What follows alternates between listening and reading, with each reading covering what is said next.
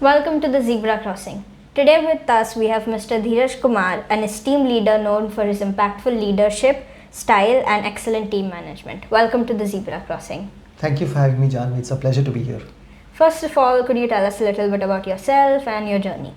Sure. So I started off like any other kid back in India. Did academically quite well in my school and in my college.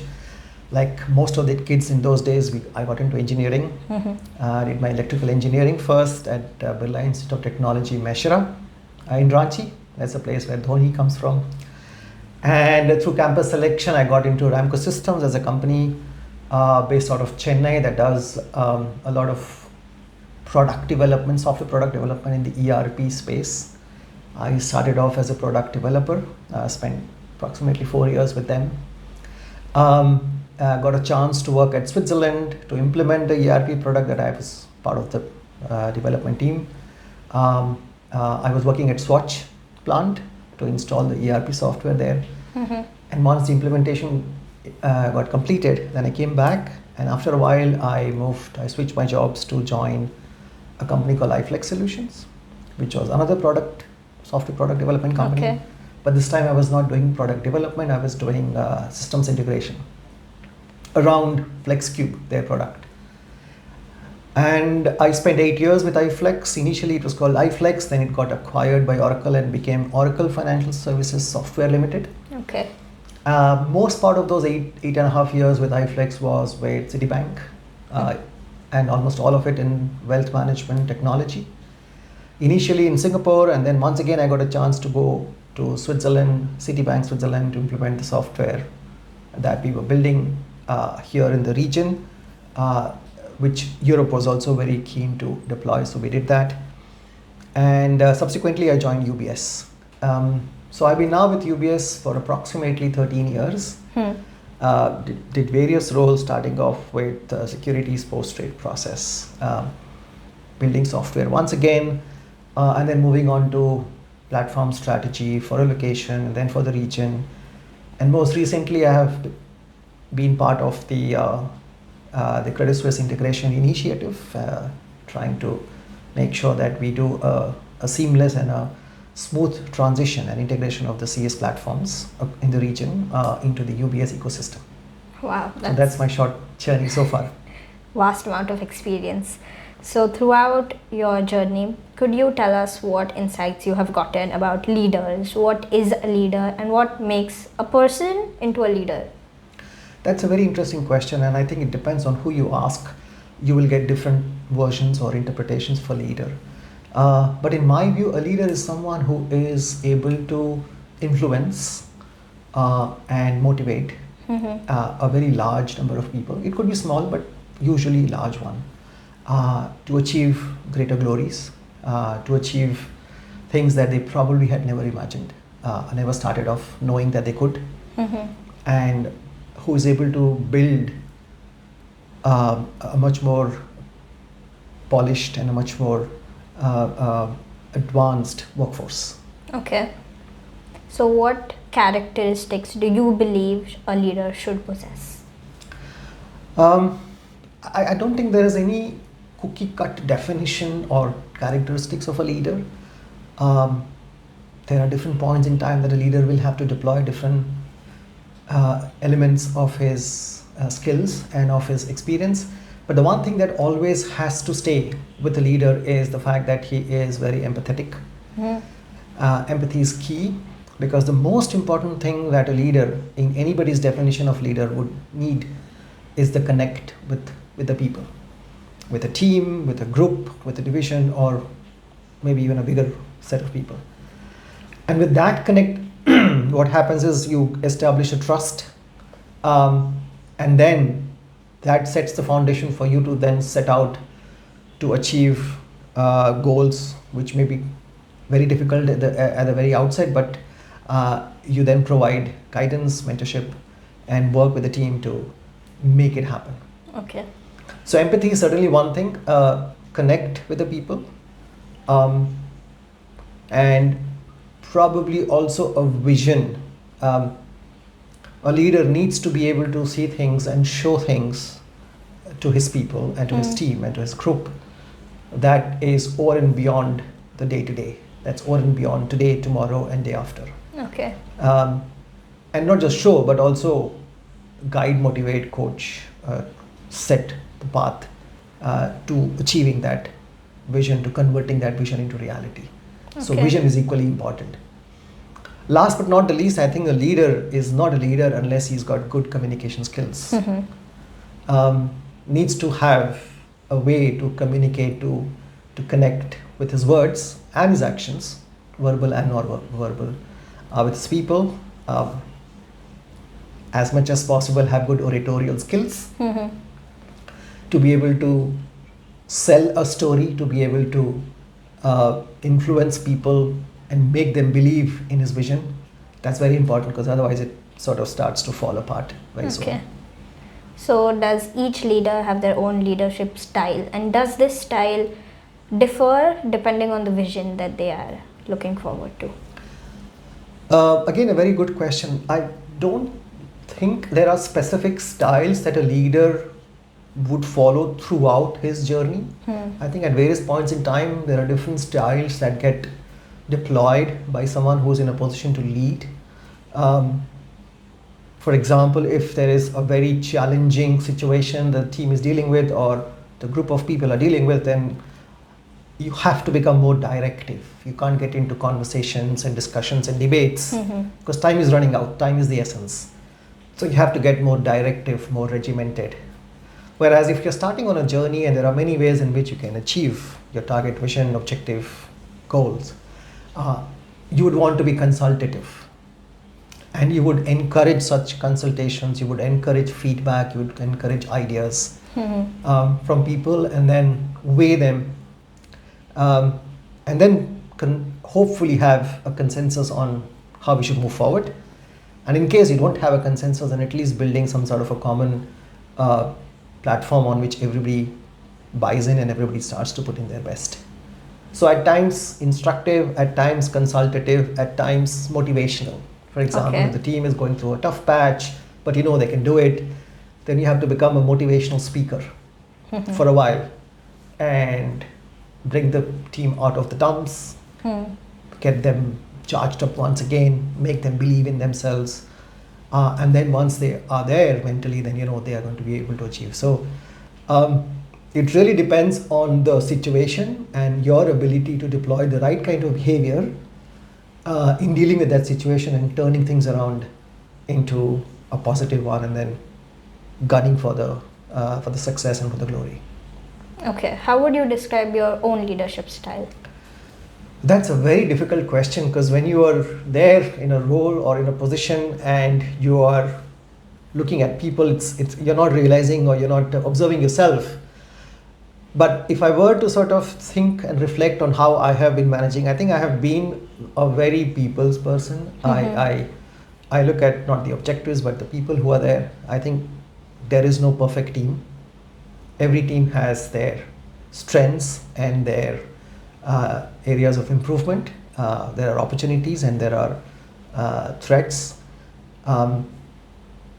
And the way I try and achieve what I set out to achieve on behalf of the team is to look at the people and look at what are their needs, what are their motivations, and make sure that they see things the way everybody else sees in the team, to make sure that we or I try and bring out the best of each one of them in the areas that they are strong at, and also check with them in terms of what makes them passionate in terms of what they do, and try and give them an opportunity to demonstrate that passion or put that passion into productive use. Okay.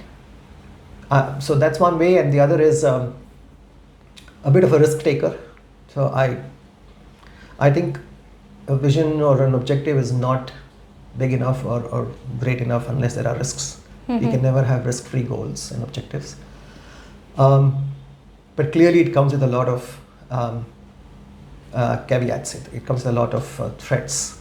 And therefore sometimes the people who are going to be part of that journey is going to feel not there or not prepared.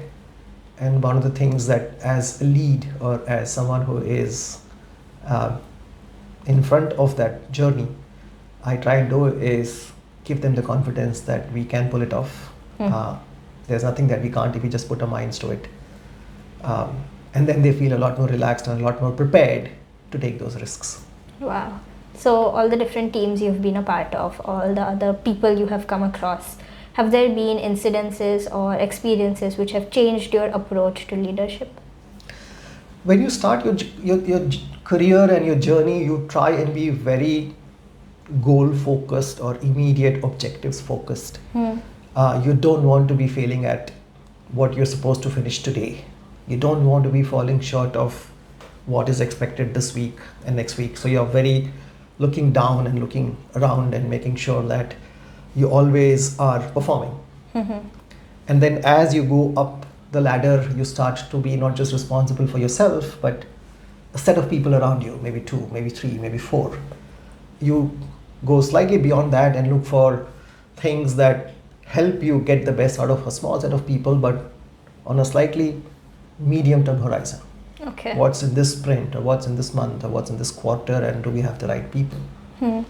And then as you go higher and higher and higher, you realize that someone has to be looking at things beyond the immediate so that we know where we are going. Someone has to define the vision and the purpose, because otherwise you are just transactional in your approach and things happen rather than you making it happen. Okay.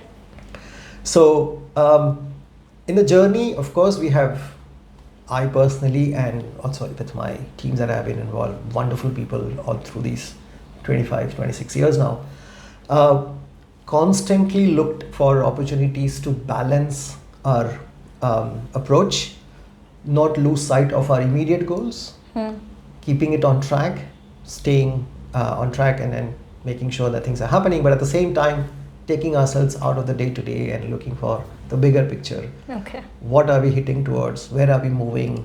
Is this helping us move in that direction? What else needs to be done? Where do we want to see ourselves or see our product or see our platform in 3 years, in 5 years? And how should we be preparing ourselves to that goal? Wow.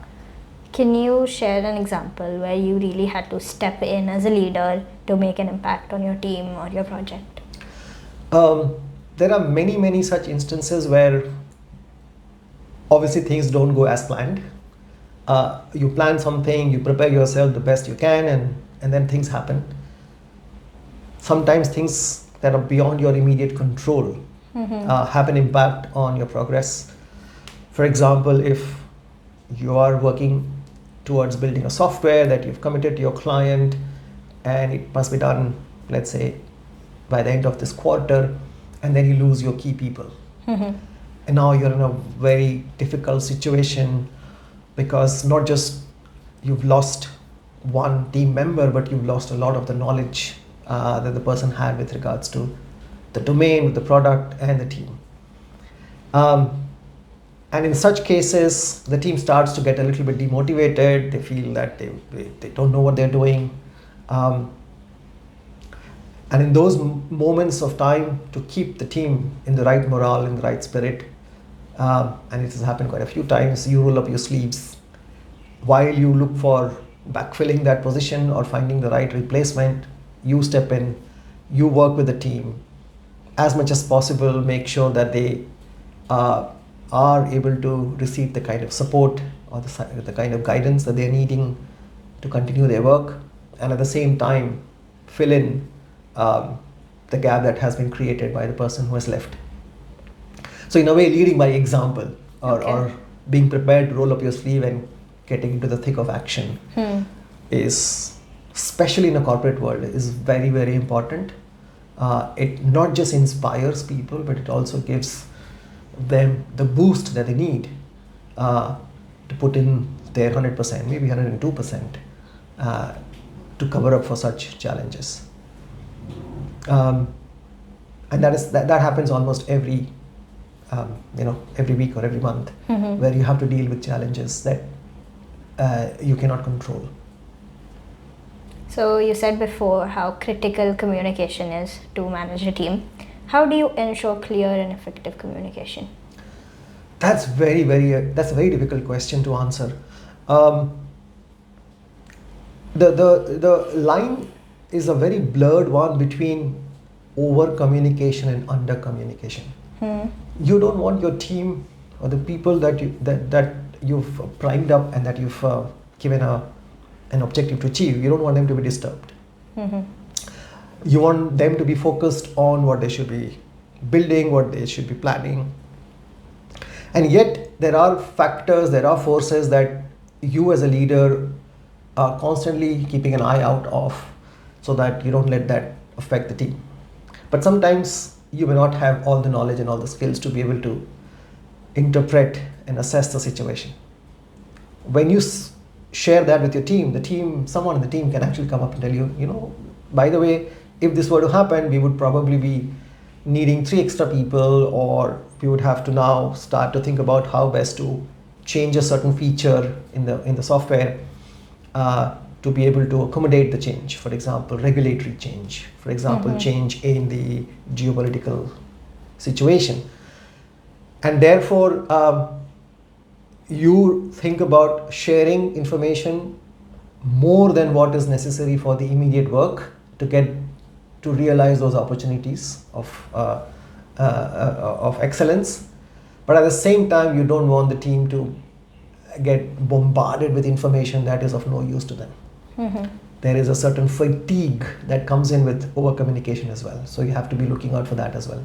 So it's a very difficult decision as a leader you have to make, and then think about how to communicate, what to communicate. By the way, communication is not just about sharing emails, forwarding emails, and conducting a team huddle. Communication is also about dialogue. Both bilateral dialogue as well as multilateral dialogue, where people get a platform where they could freely share their views, their thoughts, both personal as well as professional, so that you get a mirror, a window into how are people looking at things. Are they looking at things the way you are looking at? Do they have the right kind of motivations? Do they have the right level of understanding? And do they have ideas? They need a secure environment in which to be able to communicate. So a communicator's job is also to listen as much as it is to speak, as much as it is to share, and make sure that there is adequate platform available for the people to speak so that you can listen. One of my mentors told me that if you would like to be a leader, you must always be the last in the room to speak. Now, that sounds very easy to do. You just keep quiet and wait for your turn to come. But speaking last to speak is not just about making sure your turn is the last. It's about making sure you've heard everybody. You've had time to process that. And then when you speak, you are able to apply the considerations and respond either positively or constructively to all of those feedback, or as many of those feedback, because that reflects the attention and the respect that you grant to your team members, no matter how big or small their idea or their suggestion or their speech was on. Wow. So speaking last is not just about the turn, but it's about giving yourself as a leader enough time to listen to everybody, process that, and come back with a response that tries to accommodate or address as many of those feedback as possible. Okay. So while fostering an environment where ideas can be cultivated, how do you build trust and respect among your team members? How do you build a strong relationship with them? I think, like in any other area of excellence, whether it's professional or personal, we are dealing with human beings. Whether it's technology or banking, the first and the foremost thing we have to realize is that we're dealing with human beings. We're not dealing with machines. And almost invariably, always, you start off with facing each other. where you are on one side of the table and the person you're dealing with or you're interacting with is on the other side of the table, which means that you have to start with a handicap. You have to start with an understanding or a perception that first and foremost, I need this person to be on the same side as me. Or the other way around, I have to be on the same side as the other person. It does not even have to be a person, it can be a team, it can be a group of people, it can be more than one team, it could be a multilateral setup. But everybody has to be on the same side of the table. Or in other words, what we must discuss must be a win-win-win. At least there should be something in it for everybody. It is easier said than done, but it is always possible. The only thing that as a leader you need to do is to be, while on the one hand being assertive and being clear and confident about what you propose, but at the same time have the flexibility and the maturity to let go of some things in order to find a sweet spot, a meeting point for where you can bring everybody to.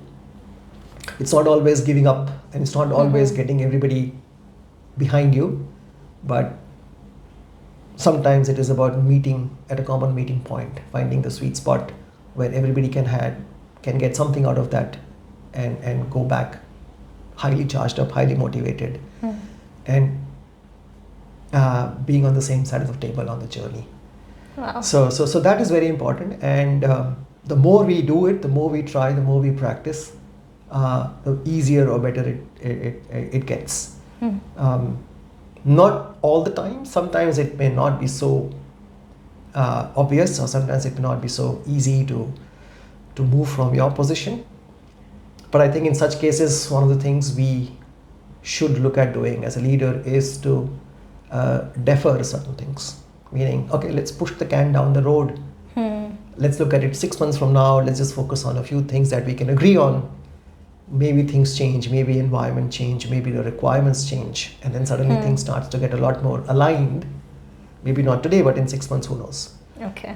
So the flexibility in giving up your position, or the maturity to look for smaller gains rather than everything is as much a hallmark of a good leader as many of the other things that we've discussed. Wow. What are some challenges you faced as a leader and how have you overcome them? Nothing that we do as a leader or as a manager is always going to have consensus. It is never going to be possible to make everybody happy. There will always be some quarters of dissent. There will always be some elements of risks and challenges and issues that you may not have been able to fully surmount. So one of the perils of being in a leadership position is to be able to think about those things and have a clear plan of action. How are we going to manage those risks and issues and challenges if and when they get realized? And then build effective mitigation strategies, or have stronger defense against such challenges if and when they hit you, so that you can stay on track and not let that derail you much. It is also very important to understand that some of these challenges may have a far-reaching effect on where you end up being with your journey. Not everybody can at the right time see that. What distinguishes a good leader from any other leader is the ability to see that before it even becomes evident or visible to others. You may be called, a doomsday sayer. Oh, you're always looking at negatives. Oh, you're always thinking about all the worst case scenarios. But trust me, that is equally important to discuss, to plan, and to have some effective ways of dealing with them if and when that happens. On behalf of the team, it's not just for the goal, but also to make sure the team's well-being is ensured, that there is enough coverage, there's enough support, there's enough guardrails set around the team so that the team does not have to bear the brunt of some of the things that we could not have closed at the start of the journey. Have there been any leadership mishaps? And what lessons did you learn? Yeah, I wouldn't call them mishaps, but I would say moving in a direction with a certain outcome which we never realize. Wow, okay. Yes, there have been many cases where you have a certain understanding or interpretation of the needs of your stakeholders, whether it's internal bank users or clients or regulators, and then you convert that business need into a vision, into a business requirement or a system change specification.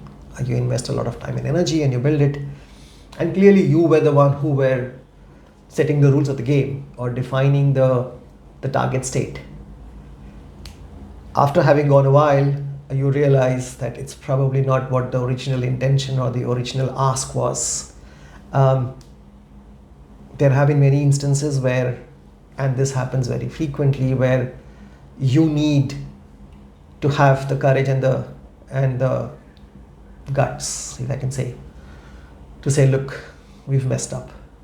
We've probably not understood things right, probably not spent enough time mock running our understanding with all the stakeholders of actually doing a simple prototype before we invest too much money, and making sure that it is what we were looking for. It happens all the time. And therefore what we try to do now is to do things more iterative, to have constant touch points with our stakeholders, with our teams, with people who are not immediately impacted but have a say, like market forces, like your partner channels, and also ask them, sometimes even your competitors, your industry bodies, to see how they are handling stuff. Test run it, proof run it before you really go whole hog, investing a lot of money, capacity and resources to build it. So as a leader, you have to be prepared to take a few on your chin. If you're not prepared for that, then you probably would not be as effective a leader as you could. Okay. What advice would you give to someone aspiring to become a leader or to have leadership skills? We often hear this, people say, natural born leader. I personally don't believe that. I believe each one of us is a leader. Okay. Not even can be a leader, is a leader. It's just the circle of influence in which they are a leader varies. Some have a circle of influence that's limited to one person. Could be your brother, could be your sister, could be your son. Some have leadership skills and have an opportunity to demonstrate on a slightly larger circle of influence with a team, for example, a cricket team, a football team, or a corporate division, corporate function. And some have opportunities to demonstrate on a scale of a nation. So yes, I think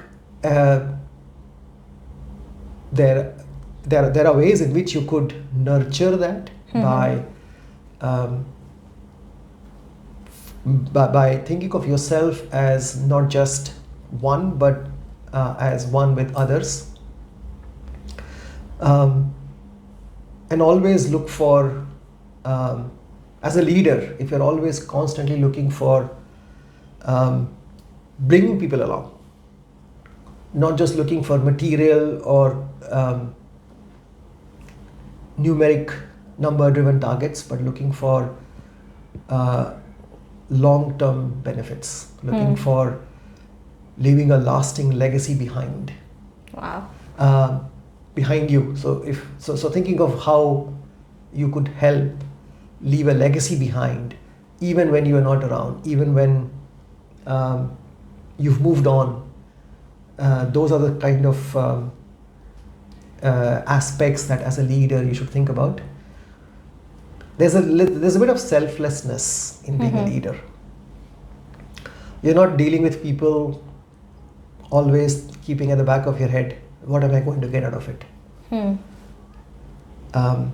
That's probably more a manager, where you're looking for your immediate targets, you're looking for a specific goal or objective that you must meet, and you need other people to work for you or work with you.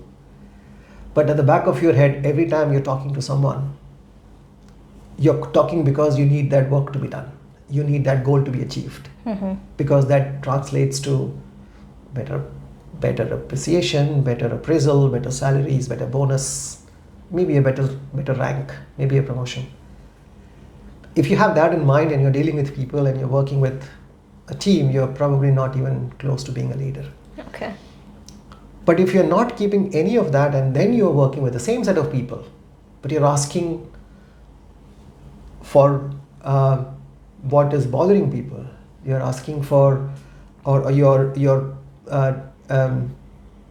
discussing, you're talking about how things can be better as an individual, with a selfless approach, and leaving a very open mind on where this could lead to, in terms of the immediate benefits. Always keeping that as a side benefit, whether this translates to a success in a project. If you're keeping that as a side benefit, where your primary focus is on making the person better in whatever they do or what they can do, then I think you're being a leader. So I guess in a nutshell, what I'm trying to say is that when we deal with people, there are opportunities, there are occasions where we will always focus on getting something out of that. And it is probably needed. It is perhaps the need of the hour, because we live in a world where we have to perform. But there will be many, many, many other opportunities where you will be able to engage with people around you. You will be able to contribute with a sense of selflessness, with a sense of not expecting something in return from that particular episode, from that particular engagement, from that particular dialogue.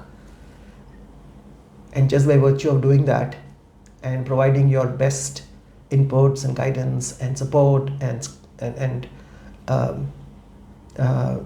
words, you're already being a leader.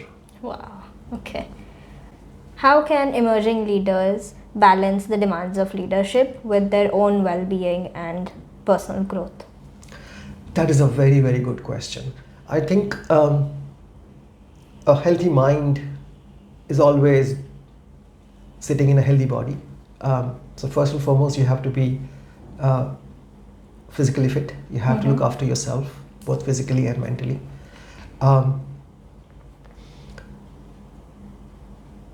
Also, at the same time, you must also give yourself an opportunity to fail.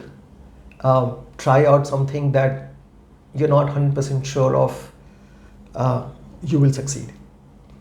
So not just in terms of physical and mental well-being, but also taking up something that you strongly believe in, but not assured of the outcome.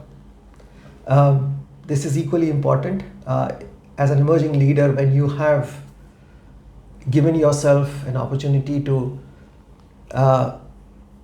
work in such environments or take up such projects, whether it succeeded or failed never mattered. What mattered is the mindset in which you took the decision, you took the plunge. That has a lasting impact on how you deal with situations and deal with the asks and the demands going forward. So as an emerging leader, I would always encourage young people to try out to be as open-minded and as unfettered as possible. If you believe in something very strongly, if you're really passionate about a a certain objective, a certain vision, a certain target, my suggestion would be go for it. If nobody comes along in the initial stages, go for it alone, try out. As you go along, motivate people around you to join you, give them the right kind of words of wisdom and incentives to help them make up their mind, and then also be prepared for a failure. Wow. The more you fail, the better you get. What doesn't kill you makes you stronger, both in your role as an individual contributor, but equally in your role as a leader. A leader must be prepared to fail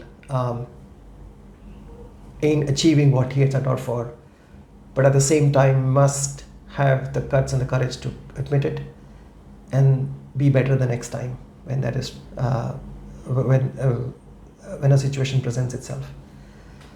So be bold, be risk taking, but don't be rash. Be measured, go for it. It will help you become a good individual contributor, but equally a good leader as you go along. Wow. Okay. Do you have any final thoughts or key takeaways that you would like to share about leadership and team management? I think there is a lot to learn. The learning journey never stops. Every day you get, as technology is advancing, as you encounter newer and newer challenges, there are newer and newer ways of dealing with them, not just as an individual, but also on behalf of your team, on behalf of the people you are responsible for. As long as we keep an open mind, as long as we stay foolish and stay hungry, I think both as an individual and as a leader, I think each one of us will be in good stead, will be able to take these challenges with a lot of passion, with a lot of determination and grit, and will certainly overcome them. We've survived as a species for thousands of years. Today we are much more secure, much more safe than we were 100,000 years ago. Any animal would have killed us at any moment in time. But we've learned to outlive that. We've learned to not just protect ourselves, but protect our family, our tribe, our community. The challenge never stops. The journey never ends. Each day, as long as we are learning, and we are learning with and applying that with passion, we are doing good. Wow. Thank you so much. So let's stay foolish, let's stay hungry. Thank you, Janhvi. Thank you for having me. It was a pleasure. Thank you so much for having a conversation with us today. Thank you for listeners to tuning in today. Do subscribe and like, and do tell me in the comments what other topic you would like me to talk about. Thank you. Thank you.